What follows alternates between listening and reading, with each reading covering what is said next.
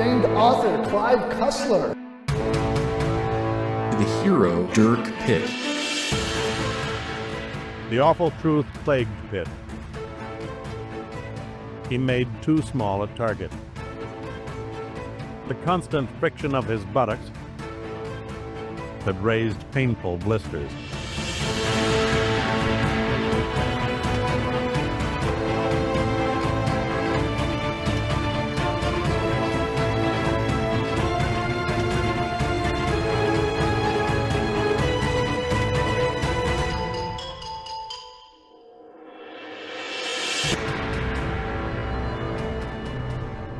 Cyclops, Episode 6, 1-800-Twinkie Problems. All right, I'm going to nuke all that then. Okay. Anyway, for our listeners, our last successful record was November 1st. It's now December 18th. We're sorry. Happy everything. Whatever you might be celebrating right now. Yeah, there's no way to catch up on the news from the last 6 weeks. It's been, everything has happened. My God, it has.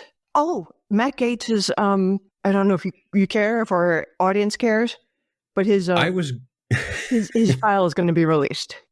I was going to say that just now. I was like, well, the newest news I know is the Matt Gaetz report is going to be released. I know. And I thought, no, I'm just getting way off topic too early, but you beat me to it. Thank you. So, yeah, thank you. I'm waiting like it's the next bestseller. That's what we need going into Christmas. It's better than Stephen King. Drop this thing, print it, put a bow on it. I can't wait. Hopefully his career. Nobody should put a bow on him. No. Don't let anybody near him. Lock up your family. No, he can go now. Hello. Hi. My daughter's walking around, squeezing the heads of all the animals. I like it. Oh, you can get an empty water bottle, put a sweater on, put the water bottle gently underneath your armpit, hide the water bottle. And then Pet fake the cat. breaking a bone. Smush as you're petting the cat. I haven't seen that trick in years. I'll have to do that. That's what we have for you folks. The oldest magic tricks in the book. If you want new material, you've come to the wrong place. This is Cussler Hustlers. We are beating the dead horse. This horse is so dead. Ancient magic from the 80s. Where everyone was so furry. There was so much hair. And people were much thinner. What did Reagan do between the 80s and 90s? What did he put in the system? I mean, I think that's when they still had, the Presidential Fitness Award. Was that an award, or was that that came after him. I don't think Reagan. That was Arnold Schwarzenegger started that with I think the first GW. I think that started after World War II, but I know at a certain point they just kind of stopped caring about it. I think that might have been the 80s. I did it. Reagan's budget cuts, maybe. In the 90s. Huh. I remember Arnold Schwarzenegger, his auto signature was on all of those certificates. Neat. Because he was for fitness and he was trying to be governor and in the news. I was elected to lead, not to read. Do you remember simpler times when we thought Arnold Schwarzenegger was governor and that was crazy? A movie star as a celebrity, how quaint. Sorry, a movie star as a politician, how quaint. Yes, now it's all wagging the dog. Yeah. How about you? What's going on? I mean, not much. Again, everything. Work is crazy. The big thing for this morning is we had a crazy snowfall last night. In my attempt to get out the door on time and get my kid to school, I snapped the windshield wiper off my car, so I had to take my wife's car. And she has like a very overpowered, very large, very cool sports car. But a car with 4 inches of ground clearance is no good when there's 5 inches of snow on the ground. I can't. I know lowriders, and I know lowrider culture, and it's great, and it's very technical and fiddly, and I love it for that. But there's like no roads. You can drive around safely. You have one driveway that's too steep. Okay. She's got 4 inches of clearance. That's rough. It's just not the best for getting through a fresh snowfall, but that's what I had to use this morning. And we got stuck in traffic because all the plows were out. I take it you didn't want to drag your newly broken windshield wiper across the glass. Yeah, exactly. So then I got back, and then I was in meetings all morning, and now it's now. It is. We're time traveling. And I am surprised and shocked because looking at Zencaster here, I can hear both of us perfectly clearly, and both of us have active bars on the audio tracker. It's I haven't amazing. seen that in months. This might be a clean record. I got a new cable. Ooh, that might be it. I got new headphones, but those didn't work. But they're nearby, so maybe that's contributing. Maybe something like some piece of hardware somewhere in the system got replaced. That was something I found. Like, if you sure, these microphones use USB-C, but all USB-Cs aren't made the same. Like, I got a USB-C from IKEA. Mhm. Piece of shit. The batteries are great, though. After about 5 minutes, batteries, yes. This cable, which is like a 10-foot cable, I got for $2.99. I thought, wow, that's an amazing deal. Somehow it starts flicking on and off, and it's a cable. It has no power, but it flicks on and off just like rapid fire. It's just a conduit. Yeah. There's something bad in that shitty ass IKEA cable. So there's bad and good cables. And looking up on Reddit for this microphone, they said, no, a bad cable will screw it up. Try different cables. So yay. Okay, that makes sense. Which I think you did. Look who's here. I have a pod cat a for dog. once. Cat dog. Anyway, I figured we should leap into this because it. Yes, it is. Chapter 37, you want to start with? Yes, welcome to Cussler Hustlers, the only Clive Cussler podcast that records less than once a month. We're sorry. And we try to avoid the topic at all costs. Episode 6, Part 3, Selene S8, Chapter 37, October 30th, 1989, Kazakhstan, USSR. We're introducing a new country. Yes. As Soviet President Anatov watches a space launch. Moon team assault go. In theory, it's a 110-ton space station, but in actuality, it's their lunar assault rover. It's weaponized, and I think this is when they say the code word for the mission is, they reveal it is as rum and cola. Because it involves Cuba somehow. Even though at this point, their moon mission shouldn't involve Cuba. It should just involve attacking the Americans on the moon. I don't They know. got ahead of themselves plot-wise Maybe. on the Russian side. Why did we call it that? Oh, yeah. And there's lots of gags about how there were last-minute alterations to the mission to add more weapons, and now they've sent up Major Gregory Luchenko, who's an expert in warfare, and they don't think the moon will be that different from Afghanistan, so he'll be fine. Yeah, it looks the same. How could being in on a different planet? Well, you're not on a planet, which would be an experience in the first place. You're not on a planet. Now, what if you were in Afghanistan? Also, there was no air. Also, if somebody poked your outfit with a pencil, you would die. Exact same circumstances, Afghanistan. Those people totally. live under unbelievable circumstances, Yeah. but they're weightless. So there's a positive. No, this is all ridiculous. There's no equivalency in Afghanistan and the moon. At ease, everybody. Now, where's my map? Come on. Sir. Thank you. God, it's a barren, featureless desert out there, isn't it? The other side, sir. But they've rushed these guys up. They've had hours of training. They're ready to go. And they think it's going to be like a boxing match with a blind guy. We're just going to knock him out. There's no way the Americans will see us coming. Sure, we have them on moon camera using surface-to-air missiles, but, our ground assault force will certainly have no resistance. They're engineers, for God's sake.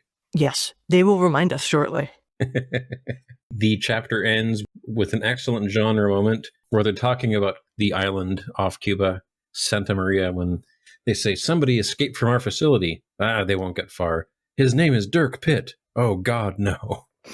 Because I don't think the president knows Dirk Pitt, but Antonov's the president. I forget who the KGB guy is. I did not write that one down, but he knows who Dirk Pitt is, and he's unnerved by this.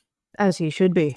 The man brought up the Titanic and has never left us. So rolling into chapter 38, President meets with Ara Hagen, my favorite guy in the book, because I just imagine him eating a bag of chips. It's getting caught in his beard. Secret Agent Santa Claus. I watch the great courses, and there's this history professor who's really enthusiastic. Reminds me of Ira Hagen. It just looks like he can crush heads, but built like Santa. He doesn't have a full beard, though. He just has the goatee. It took me months to realize he didn't have a mustache. Why do you guys do that? Don't. The facial hair or no facial hair? Half and half is weird. It is. I do like academics that look like they can like bench press a car. I should get his name. You would love him. He does early human history. Like the concept of history he goes through. Like, what do we consider history? It goes from that to more. Never mind. If you're interested in history, you find it. All right. Oh, and a mysterious name was given to the president by Ira Hagen. All right. Because Ira Hagen talks with the president about how they found 7 of the inner core. Only Leo and Gunnar escaped the net. But Ira says that the voice analyzer confirms who the 9th man is, and they don't say it, but he hands the president a note that says who the 9th man is, and the president's like, my God, I suppose I knew all along. Does he have to eat the note after? Because they're being so careful. They don't want wiretaps to hear. I imagine that's why he wrote the name down. But then you have that piece of paper you got to get rid of. Makes a lot of sense once you know who the 9th person is. I would be worried about having the Lincoln suite in the White House tapped by the wrong man, which honestly should have been a great tip-off. That's actually like an excellent espionage moment. Like, why are they being secretive now? That would give off the game. Yeah. And to establish right now, the Cubans hate the Russians, ? Yes, because there's a meeting with Brogan, CIA, Emmett, FBI, Oates, Secretary of State, and Mercier, NSA, to all talk about Castro and how their plan with Jesse must have failed. Yes, and the Russians want to kill Castro to frame the USA and put in a stooge. It's very complicated. This does not get less detailed. No clarity will come in this episode. I forget how many times I've mentioned it during this series. Don't the Americans already think that the Castros are the Russian stooges in Cuba? From my understanding of being alive at the time, yes, they were one and the same. Okay. These stooges apparently wised up and want to become Americans now. Oh, America! Where have you been all my life? This is great! So now they have to die so the Russians can install better stooges. Yes, and they're trying to reach Cuba, which brings to mind, like, are you sending balloons, smoke signals? Trying to reach. They're trying to call Fidel Castro, and he's not answering. Leaving them on read, as the kids would say. We have no way of knowing what's going on over there. We have no way of knowing what happened to Jesse. All of our plans are completely sunk unless we can make like some kind of intelligence breakthrough in the next 24 hours. And in 2 chapters, we find Pitt in a boat. So they're about to make an intelligence breakthrough in the next 24 hours. Yes, but first, Ira has to get some roasted nuts in chapter 39. Which brings me a theory about the Dirk Pitt novels. I think Dirk Pitt is the MacGuffin. Oh. He's bouncing around all these other stories, just ping-ponging. I've never considered that before. That's deeply disturbing. He's the magical character. What is life, then? That's an existential crisis you just handed me on a plate. Yeah, I'll do that. Yeah, you do. But yes, sorry. I stepped on chapter 39, Ira buying nuts. Yeah. Gonna cry. I shall pop tears. Yes, Ira likes roasted nuts. And if you're listening to this now, whatever your now is, what is time? It is the Christmas season, so it seems oddly comforting that Ira's eating roasted nuts in the street. But don't do that. Because if the cart guys drop the nuts, they just sweep them back in the cart. They smell great. Don't eat them, folks. Just enjoy the smell. It's been a while since our last episode, so we should reiterate that many chapters ago, like several months now at this point, they were tailing the inner core, and they lost the inner core in a mall parking lot. So now Ira is back at the mall people watching, because he thinks the mall is suspicious. Yes, and he's doing some actual work, detective work. He's looking at people's uniforms and behavior, and he's looking for men in the mall. Men. He's looking for guys. Yeah, he's done real, actual, practical, hands-on spy shit in this book. And it all came down to, where are the guys in suits? Yeah. Where are the guys who don't fit in, who just keep like walking back and forth and seem to come out of nowhere? And he does find the 2 people in a mall in Washington at Christmas who stand out. Fuck, he's good. Yeah, but men didn't shop back then. They just went to the office. And they came home and they drank and beat their wives. Oh, okay. When you put it like that, maybe they were pretty easy to find. So Ira tails them down to the basement. He grabs a couple of stacks of sheets and tries to act like he works there, and walks through a door that says "Danger, High Voltage," and immediately judo chops 3 security guards. Just like nothing. And what if he was just entering a call center? Like the hostess call center. Do you have 1-800 Twinkie problems? And you just hear screaming in the background. There's casualties at the hostess factory. Oh God, Santa's killing everyone. But no, he finds the gigantic subterranean office building, the nerve center of the inner core, and the Jersey colony full of secretaries and offices and computers. And there's Leo with a giant TV screen talking with the moon, going like, "Oh, hey, Ira, wondering when you'd show up." So those guards were just sacrificial lambs? Basically, because it is revealed that they were watching Ira on the mall security cameras all morning, going like, "Okay, when's he going to figure it out? When's he going to figure it out?" And they must not have warned the guards. Or like locked a door. You could have locked the high voltage door. They were really leaving the guards out to dry. Yeah. They were like, those guys make $8 an hour. We can get more. Accurate for government work. And that's how you get Russian defectors. Oh, do you remember defectors? When I worked at customs, the old people there would regale me of stories of the one defector they witnessed. And it was like, they all cried that day. Somebody was arrested for defecting? For them, it was in the 80s. And it was part of a ballet troupe, I believe. And one of the person ran away from, they were guarded by, I guess, Russian escorts. They're in a flank. Or what do the Romans call it when they have all of their shields? Oh, shield wall, phalanx? Yeah, like a phalanx. Somebody got away and ran for their lives. And he or she, I don't remember now, hid under a desk and begged for defection. Oh, like asylum? Yes. And they were granted defection. They weren't arrested. Sanctuary! At that point, we would take any Russian. Maybe they'd have intelligence. Russians were rare. We've got one of our very own.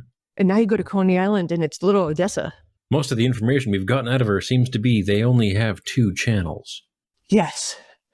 They're very exciting. Let's talk about the corn wars in Russia now.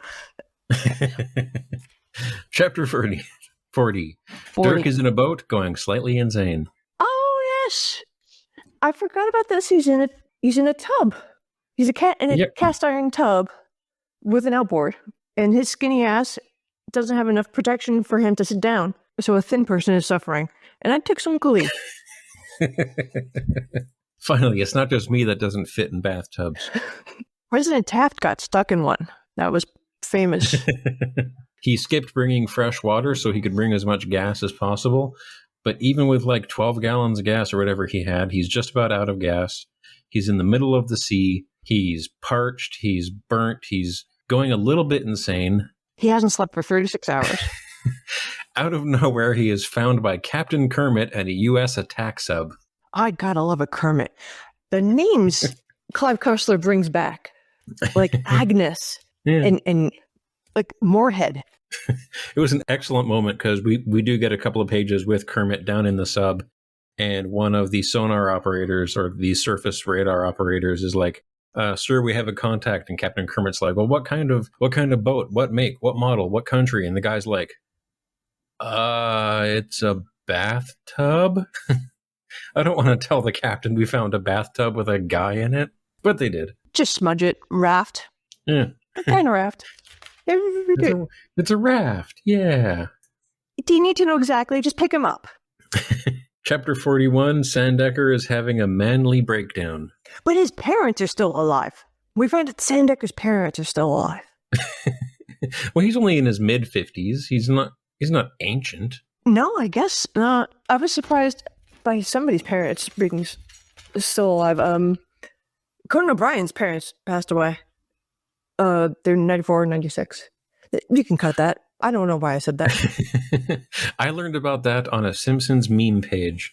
Wait, Sandecker is very grieving. He's full body upset, maybe sheds a tear. Talks about how he didn't have many women, which is a weird way to phrase that. He had no close friends, no children. His job was his life. All he had were 3 unlikely friends who treated him like anyone. Al, Rudy, and Little Pitt.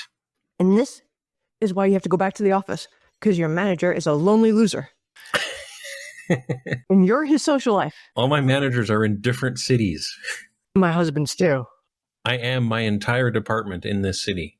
My husband got a new boss who's in Japan. That beats mine. They can't even talk because of time change. Yeah, that's 12 hours apart. It's unreal. Yeesh. While Sandecker's trying not to cry his one manly tear, he gets a call from Clyde Manafort, the dick in the Caribbean, who said that they were all ordered to avoid Pitt when Pitt was going into Cuba. And Clyde's like, we found Pitt, but we can't drop him off because he's on an attack sub, and the attack sub can't surface and come back to port until their mission's over. Yeah, they have stuff to do too. The world is still turning. Even though Pitt's busy, other people are busy too. Oh, can you believe it? But this is super important. So Sandecker calls the president, who, big left turn, is at a dinner party with Reagan, Carter, and Kissinger. And you brought up some news people that they were all ogling. Oh, yes. There's a lady named Sandra Malone who's supposed to be a news anchor, a hottie, and she's described in lurid detail. You can feel the ooze coming off the page. And there was a lady in San Clemente, California, who is a writer and a literacy advocate and has like little workshops and stuff, and is the same age as Clive Cussler and lived right next. He liked her. He had a crush on this lady. I'm going to put her in my book and see if she notices. Which is the most roundabout way of doing it, so that's exactly how Clive Cussler would ask out a lady.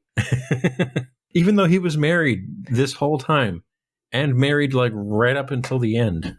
Maybe he just wanted to be friends? I'm not going to defame the man. I'm just adding to the lore. Okay. Hands off. Maybe they had an open thing. I don't know. Yeah, maybe. A trouble? Yeah, so Sandecker calls the president, says they found Dirk Pitt. He just escaped from the island in Cuba. The president calls the submarine, tells them to get Dirk Pitt on a jet. And then the president says that he and Fawcett have a meeting at Camp David with the Inner Corps. And Fawcett's like, I don't understand. The president says, you should, Dan. You're one of them. And one of the best lines in this chapter, in this book, was a throwaway line. Sandecker is asking about the others. Are the others still alive? And the guy on the phone says, no, there was no one else in the tub. And that's the end. Moving on. That's non sequitur. And then, moving right along. Sandecker's like, I'll figure out what that means later. Yes, but we learned Dan Fawcett's inner core. Yes.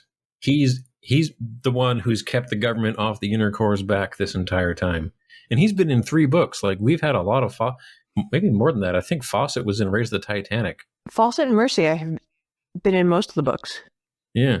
All this time. Who knew? Space Fawcett. That sounds like a disease. Oh no, he caught Space Fawcett.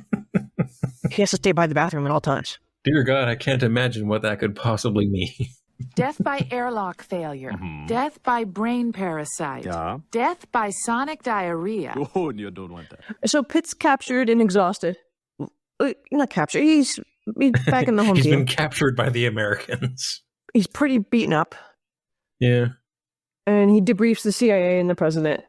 Mentions the island has less security than the Russian norm, which is declared genius by the people in the room because they were like, we would never detect them because it's not Russian of them to be understaffed. That's why that island was so damn good at not being noticed. The complete lack of security it has. So they go back and forth about the island. He's meeting with a whole bunch of CIA people and military people. Talk about the giant satellite dish that Dirk found on the way out and how it's for intercepting and altering communications, which comes up a lot in a few chapters here, and how this island must be how the Russians are planning their overthrow of Cuba. It also comes up that the Russians have real-time voice manipulation technology, so they can mimic someone live, which won't come up. They have AI voice altering, just like TikTok. Tonight, I'm going to have myself a real good time. I feel alive. Oh, I don't go on the TikTok. I don't either, but AI voice stuff is most of the internet now. Great. I've gotten fake ads from Ryan Reynolds for weed. I just heard a podcast about an audio producer who had to take apart his old audio board that he inherited from his father, and he found so much cocaine. He's like, my hands are getting numb. Why are my hands getting numb? Not surprised. No, I'm not. I'm not surprised. And that's the good stuff. Quit eating all the goddamn cocaine. Make me. Oh. At the end of this chapter 42, we find out Brogan really wants to destroy the island. Yes. We don't know how that fits in with all of the puzzle pieces yet. Can't we just bomb it? But they eventually come up with the plan to send in the Marines and essentially sneak Dirk back onto the island. Because he's not done with this book yet. And you can't leave him alone doing nothing. And also the guys that rescued Pitt and took him to DC have to be sequestered. So they got hurt in this too. No one's allowed to talk about this. This is the most top secret mission on the planet right now. And then the president goes to Camp David, where no guards are present or required. Bitch, there's always somebody with a bullet. You've rounded up and arrested the inner core. But the president's like, no, you can leave, but I don't think you will. So it's the president, Ira Hagen, and basically 8 out of 9 of the inner core. They're just all respectable people, top of their fields. Yeah. They give the president a head injury. They could be like, he slipped. These scientists, physicists, heads of departments wouldn't be questioned. I don't know. I don't think I would take the odds on 8 nerds versus Kung Fu Santa Claus. Oh, I forgot Ira was there. Ira's there. Yeah, that'll do. You can't. And the president very politely reads them the riot act and gives them the compliment sandwich of, 1, you did an amazing thing. 2, those Russian probes weren't unmanned. You ignored international space law treaty and had brought us to the brink of war with your trespassers will be shot bullshit. One of those ships landed near Cuba, which is where we are now, and the Russians don't know this. Unless Raymond LeBaron, the 9th member of the inner core, has spilled his guts, and you might bring Russia and America to war. Point 3, once again, great job. Yes. That's management. It's good management, too. I mean, aside from missing the whole Jersey colony. And the inner core is like, well, we didn't mean to start a war. But they all thought themselves moral-minded citizens. Mm-hmm. And they did, with all of their good intentions, they were, in fact, paving the road to hell, as the saying goes. In theory, they were doing an amazing job. It was just very recently they fucked up and might destroy everything. Yes, even through academics and paperwork, you could be doing evil. Yeah. One point I want to raise that I don't think anybody in the book does, if you would just let the Russian probes fly over, because their base is underground, if you would just shut the doors and let the Russians take pictures, none of this would have happened. Why did you just start shooting down Russians? Why? That's a good question. Speed of plot. Just let him go. I'm going to send you a picture right now. Especially when the other major plot point is the Russian base. Nobody knew it was there because they made it look like an uninhabited island. Everyone is in camouflage right now. It's literally the exact same thing. You know, when Clive gets on a hook, he stays on it. So everybody is... You're looking around. Sorry, Are you looking for the cat? The cat is not attached to your head. My dog just made an extremely loud noise and otherwise is just sitting normally. I'm like, what the hell was that? Why did you make that? I like the picture. Oh, okay. Why? Where did that come from? Oh, this is the Russian points of order.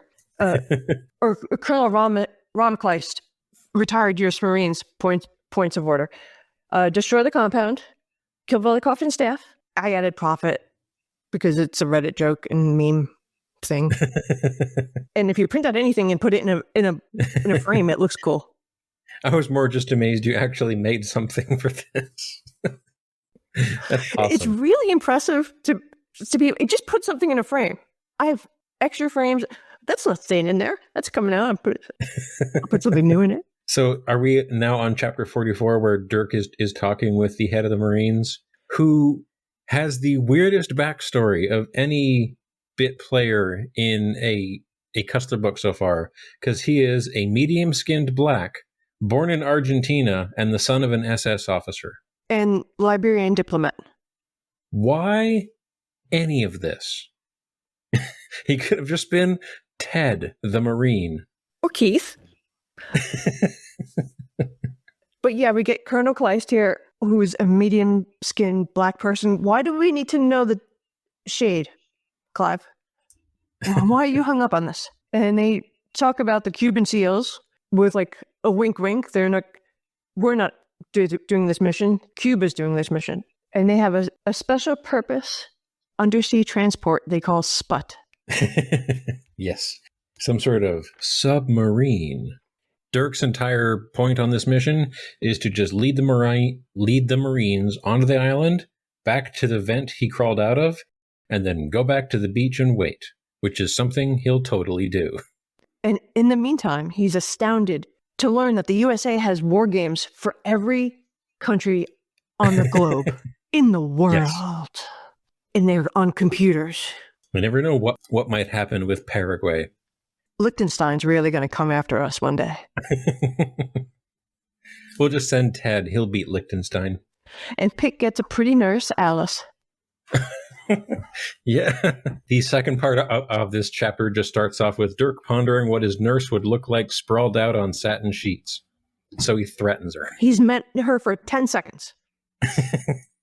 He's so respectful. He was floating in the ocean in a bathtub for a couple days. He's got some repressed urges by now. Wouldn't you just have blisters? I don't know about you, but if I'm covered in salt burns and blisters and I've been dehydrated. Oh God, salt water in a cast iron tub. He is chapped. Yeah, touching wouldn't be high on my list. Do you ever get sunburn so bad wearing clothes hurts? Yes, I've had a few of those. Yeah, so I don't buy this Alice bullshit, but it's Pitt, so of course. You see, you sneeze because you don't have your podcast. So he demands his phone call, he threatens to leave, and he swears at Brogan for 20 minutes until he gets his phone call. Complete tantrum. And he swears he'll throw another tantrum, an even bigger one if he doesn't get his phone call. So he gets his phone call. I wrote down the note that Dirk hits on the operator, and the audiobook guy is great during this conversation, just going back and forth with Dirk and the sexy operator, because now we have to have that, because I guess the nurse didn't pan out. The guy Scott Brick, who does the voice for these books, is amazing, and he does the intonations wonderfully. He does the voice for the new audiobooks. I'm listening to the old audiobooks. Oh, so you're getting, who knows? I'm getting somebody who I have criticized in the past as not being able to pronounce a lot of non-English words. But boy, is he good when it comes to doing an American accent, like from the South or something like that. Man, did he go super hard into that. That was the most entertaining part of Vixen 03, was every time he had somebody from the South. You have to love enthusiasm. So Dirk is going to get his call. Alice is going to monitor it. So it can be one phone call. He can't hang up and make a bunch of phone calls. And the every book of Cussler trick, they call a parts manufacturer that's still in business somehow about an archaic part that was made 200 years ago. Yeah, he calls about the diving helmet that they found in the Cyclops. Yes, and he gets to the head of the board, the chairman of the board, which you do when you call up a business. But and they wiggle a bit and they say, yeah, it takes him a few minutes to get to the chairman of the board. And then he's waxing reminiscently about oh, my daddy, we kept all these records. I'm so proud of these helmets. They've been in constant supply. And he's got a number, and the cat is attached to your face now. Which is a skin. You had to mention the podcat. I have headphones on, and the podcat heard you. Yes, you did. Yeah. The cat is closer to Topper's face than his glasses. Than his beard. The cat is one with Topper, and all is right in the world. Yeah, he talks with Bob Condy, the chairman of the board for the shipping line the Cyclops used. From him, he gets the name of Hans Kronberg, the crazy crippled diver, wacky guy, found a partner who had a few bucks. Turns out the partner was Raymond LeBaron. And from there, he tracks down Hans's widow, Hilda. And from there, he tracks down Hilda's retirement home in Leesburg, Virginia, and basically threatens the nurse into going on a field trip with him. Yes. His nurse, not the nursing home nurse. The nursing home nurses just let him in. I have been to Leesburg, Virginia. I was almost in a plane crash between New York and Leesburg. Pre-9/11, it was the smallest plane imaginable. And we nosedived for like 10 seconds. Ooh, shit. It was scary. And I've never done that. The pilot was so close, he just like yelled like, sorry. At least it happens. It's beautiful. It is a gorgeous, picturesque city. We're not nice enough to go there. You have to be like Hallmark Christmas movie perfect to go there. They are gorgeous people with gorgeous homes. It is a big arms manufacturer suburb. So it's a very high income neighborhood. A phrase I could only hear from you. Thank you. Sure. Jay used to work for a guy who made crazy money for banks. But he was shot in the head in college and blinded. So he had to write adapter software for him to do the trading. Guns are a real problem and always have been. I'm starting to get that thought. Yeah. Pete gets to the bottom of it and we meet Hilda the widow, who's in a really nice retirement home. This is not Shady Pines. Dirk and Alice, the nurse, show up in a flower truck. And I do like the line paraphrased here as Alice reminding him, don't forget, we have to invade Cuba in 36 hours. And Dirk's like, I know. Oh, in my book, it has, you have to be in San Salvador in 4 hours. Interesting, you got a different timeline during the audiobook. But again, back to this nursing home. It is the poshest nursing home. The waiting room for death here is where you want to be. Sorry. The cat hit her limit of petting. I think she bit your hand off. Look at the blood spurting everywhere. And we find out Hilda was the first Mrs. Ray LeBaron. She's got an odd taste in men. First, she likes elderly people that suffer from the bends, and then she likes guys who kill people with the bends. Yeah. There's a very weird love triangle backstory to her. She had a throuple with Ray and Hans. She was in love with two people at the same time. It was different time. She was young. Yeah. She's introduced as a paper-thin, parchment-skinned woman waiting to die. She doesn't know who she is, where she is, or what day it is, but boy, does she know the exact date and time that Hans sailed for Havana and the names of everybody involved in this. Which, to be fair, can track. Was kind of how my mom's memory worked towards the end. I'm remembering my grandmother. She knew everything about the Blitz, but nothing about that morning. Yep. Oh, and we learned about a treasure. And good old-fashioned buried treasure that's in the Cyclops. Mm-hmm. And we find out that she's seen the treasure. They call it La Dorado, or La Dorada. Because it's not El Dorado, it's La Dorada. Because pronouns and woke. Yes. In 1980-something. Yeah. Ray was able to get a big ruby head off the statue. Mm-hmm. He didn't want to bring the whole thing up, because then he'd have to share with like the other nations. He'd be taxed. Sometimes you go into debt bringing up treasure because you have to surrender it all, but you don't get repaid for your efforts. Yeah, it's the giant emerald head and it's the giant ruby heart in a solid gold statue on like a 10, or not like a 10 ton, on like a 1 ton rose quartz plinth. And Raymond took out the giant ruby, chopped it up, sold it, and that's how he got rich. And that's how he got Hilda as well. She's like, oh, you're rich now. I think you murdered my last husband. La. Like, she really does think you murdered. Yeah. She's not even pretending to not know that. She's like, oh, I figured. Mm-hmm. And she's also... I worked it out. Putting on this thing where she's not dementia inclined. Yeah. She's like, oh, I just put that on for the staff. Why? So they drug her up more? I think that Clive thinks that that's what the cool old people do. Like, they keep all their marbles to the very end, and put one over on the young whippersnappers, except for Dirk, because every time Dirk finds an incredibly old person, they've always got dementia until they talk to Dirk. So maybe Dirk has like this low yield anti-dementia aura. Oh, maybe. And as soon as he leaves, she goes right back he's to got normal. that home health aid, whole power of attorney magnet. You know, where the home health aid comes to care for your loved one and changes the will at the last minute because they're suddenly they don't have dementia for 5 minutes. He gives off ionizing radiation like those anti-5G helmets. There's never mind. We're just going to leave that there. Moving on. Big treasure. They desecrated because he needed the money he didn't want to pay taxes. Meanwhile, he couldn't go back to get the rest of the treasure because Castro came to power. So the emerald head and gold body is still there. Yeah. Hilda and Ray were married for 33 years. Hilda wants La Dorado to be given to a museum, or as she put it, give it to the world to hurt Ray's feelings. Now she's playing against him. Yeah. Fuck Ray, now in particular. At no point in the last 40 years could I have brought up how he got his fortune. Yeah, she really thought this out to the end. She's like, I'll be pretending to have dementia. I'll just wait here by the pool. Old age home.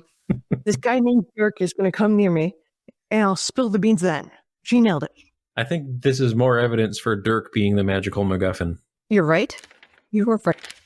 But yes, then we get to the Gettysburg. Oh no, let me get to my next notebook. I was like, oh my God, my notes are finished because I went to my next notebook. No, we're not on the Gettysburg quite yet. We have a lot of moon shit to go. Oh, I forgot the moon shit. I mean, actually, we might get through all the moon shit today because we have a quick chapter 46, and then 47, 48 is all kind of one big thing. So I wonder if we can bang that out today, and we'll finish all of part 3 in one episode, a record for us. We will. We're the greatest. First, we meet Eli. Yes. Eli Steinmetz, who's having the first Zoom call. Zoom on the moon. Moon Zoom. And it's from the president. And the president wasn't sure if he'd get the news and understand that he was the president. But Eli Steinmetz is like, I know who you are. We get the news. We're all good here.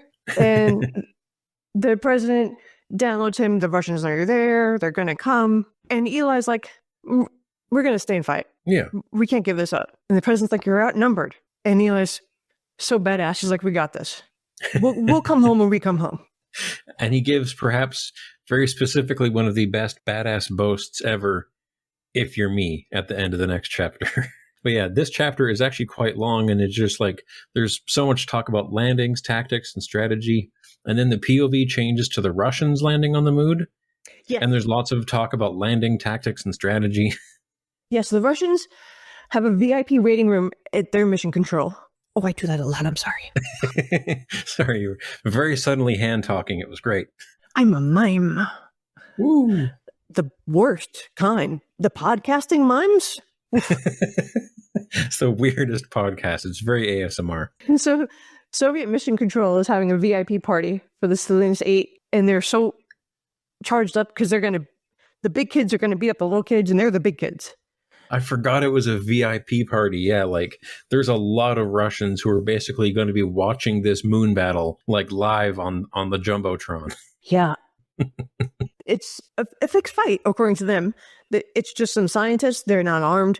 They have some like antiquated weapons they're not worried about. It's like beating up a child. Yeah. Wimpy American scientists.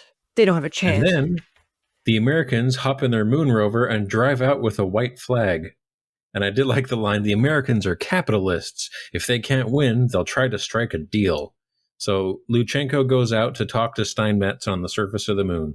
Yes, to parlay. As they brought up the pirate speak, so I had to add that.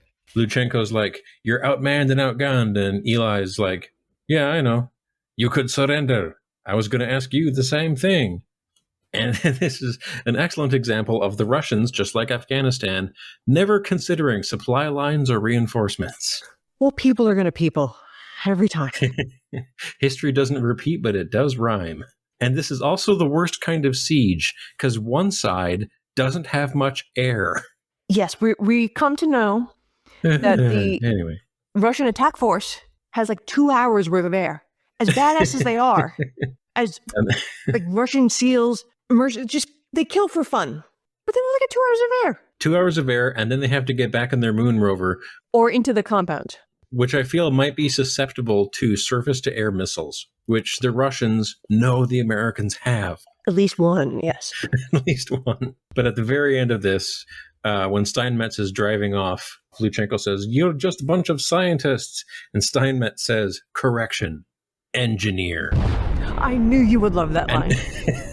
And makes it sound that was tough. just for you. That was just for me, because chapter 48 proves why the engineers are going to win this war. Yes, they solved every. Do you know how long I spent looking for a word that rhymed with nauseous or queasy and Russian? No, I do not. Because all the Russians were space queasy. Yeah. They had space sickness, like seasickness, I would imagine. They were very uncomfortable in their suits. Yeah, if you're not used to 0G or I guess like super low G, all the goo in your insides is moving around in ways it's not supposed to. Old-timey doctors would say your uterus is traveling all over the place. Oh, that's what it was. They were hysterical. Their uteruses were traveling. Dangerous when that happens. They didn't let women on trains. The Soviet spacemen are going to advance on the colony zigzag style. Steinmetz goes back inside the cave, goes behind a moon curtain, and we meet up with Willie the sniper, who's like, "Here they come." It's a moon curtain because it's gray. Yes. Everything on the moon is gray. Yeah, because they have all that moon dust. They're moon people. The branding does it all by itself. You got a moon rock, you got a moon sneaker, moon shoelaces. During this scene, we get, at least once, the name of all the Russians and all the Americans, because Luchenko is advancing until Yushchuk feels a stinging pain in his kidney, and we get Steinmetz issuing orders to Dawson and Gallagher, Cooper and Schneider, Russell and Perry, who have all laid down on the moon and covered themselves in dust, wait until the Russians walk by, and then just stand up and stab them. Great plan. Keep it simple. Yeah. Because after this whole thing, so all the Russians, this does take a very long time, but in summation, all the Russians are dead. Luchenko turns around and sees he's the only one left, and then he's shot like 3 times. Yes, he hears the death rattle of Corporal Mikhail Yukachuk as he gets stabbed through his suit and watches his blood seep out of his suit and sizzle, which is an existential horror I really appreciate. Mm-hmm. It was a good detail. But yes, and Lieutenant Padov spotted the Americans by their shadows, but we're still off. So we learned all these names. We got attached to these characters, felt what they felt, and they could just get killed. Yep. Luchenko's dying words were like, "Don't bury me on the moon, please." Yeah. "Tell Mother Russia to bring us home someday." And Steinmetz is like, "I promise." But right before that, Luchenko demands to know, how did you do this? What moon technology did you have? And Steinmetz just says, "It was a shovel. We buried them." Yes, the moon dirt is so loosely packed it takes no effort. Yeah. Also, there's zero gravity. Oh, their gardening must be fantastic. You know, without the atmosphere, they've got problems. But I really hate digging in New York. I've got clay. Oh, it's bastard. And then the very end of the chapter, we're back at the VIP party at Russian Cosmonaut Central. The vibes have been lost. And they have just watched this on the Jumbotron. The party didn't go as planned. Maybe we send better assault force. It's like the Mike Tyson fight, he lost. Mm-hmm. It was the third fight, I think. And that's when he was really huge. Everybody was buying the pay-per-view and he lost. And everybody's party's like, we just go home now. The hell just happened? And that's in Russian at this time, Soviet Russia, the party ends you. Yeah, I have to wonder how many people in this room are going to be killed so they don't talk about what they just saw. Like the biggest failure, the biggest Russian military intelligence failure in 20 years. But the Russians know how to get how the Jersey colony is getting back home. Mm-hmm. They've deduced they're coming back on the Gettysburg, and they're going to make that shuttle crash near Cuba. Yep, because it just so happens they have a giant satellite dish that can intercept American comms and make them sound like Americans. I was wondering if that was going to make an appearance, and apparently it does. Yes, it was Chekhov's audio mimic. What's this guy's name? This guy talking to President Anatov, who pivots after this plan. Oh, Yosenin. Great. He would a pivot. Like world class. We just saw everyone get killed. The mission's up in flames. Oh, we'll just take the shuttle and move it someplace. Yeah. And we'll get all the data for free. We won't get the base, but we'll get the data, which will be, almost as good. And fine. And then Fast plan B. there's two space colonists shot. Yes. One died, one's injured. So it's a good thing they're flying back to Earth. It is. And then we get to chapter 49. Which is Part 4, The Gettysburg, November 3rd, 1989. San Salvador Island. We learn that island has a terrible history. And I'm not sure how far we're going to get here because we're already at an hour. Let's pause here. Listeners, we're going to make you wait. We will give you this, though. Velikov says of someone, they design like an American, they refine like a Japanese, and expedites like a German. So, race 3 ways coming up. Yeah, there's boy, do we get into a lot of weird monologuing now that we're back with the Russians and now that Pitt is... Pitt features heavily in the next 10 chapters, which is pretty great. So we get some off-the-wall internal monologues and external monologues. I can't wait to read about how he's knocked into unconsciousness to sleep again. To sleep, perchance to dream. And hopefully Hilda finds somebody in her old age home who's kind of crooked, bendy. Now that I'm done faking dementia. That Hans character had the bends 18 times. We can't do that.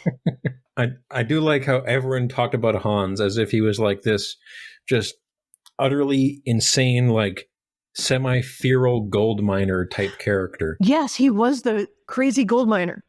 Or Yosemite Sam. I'm finding gold in the bottom of the ocean. But you don't just get the bends and keep diving. They don't let you do that.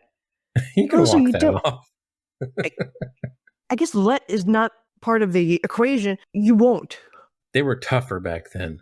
They liked being more disabled. If you're rich enough, you can be anything. Yes, you're just eccentric. I don't know what that price point is, but it is not here. Well, the price point he was hoping for was the biggest gold statue in world history. And he was this close. Almost made it. Poor Hans. He was going to be a pretzel, but a rich pretzel. Yeah. Hans was in half a chapter, and I really liked him and wanted his backstory. I bet he had Nazi parents, too. Ah, fuck, you're right. All right. Time to... It was the 1950s. If they had Nazi parents, he was Hitler Youth. Yes. Hitler's 3 remaining blood relatives live in New Jersey. They're gardeners. Well, good to know. Yes, they're, I believe, mentally disabled. Oh. Their gardening is their ceiling. Okay. So I think that's fine. There's nothing wrong with that. An odd piece of world history. Yeah, Is this because he married his cousin? This was his brother's kids. Oh, okay. So sideline relatives. Sideline relatives, yeah. He was an uncle. So some poor bastards have to keep that name. Or yeah. They didn't. They changed it, but they're still bearing the weight of history on their simple souls. I would have to assume they changed their name. Oh, imagine grade school. Oh. You were called topper. Maybe you were teased. The Hitler kid is not making it to 4th grade.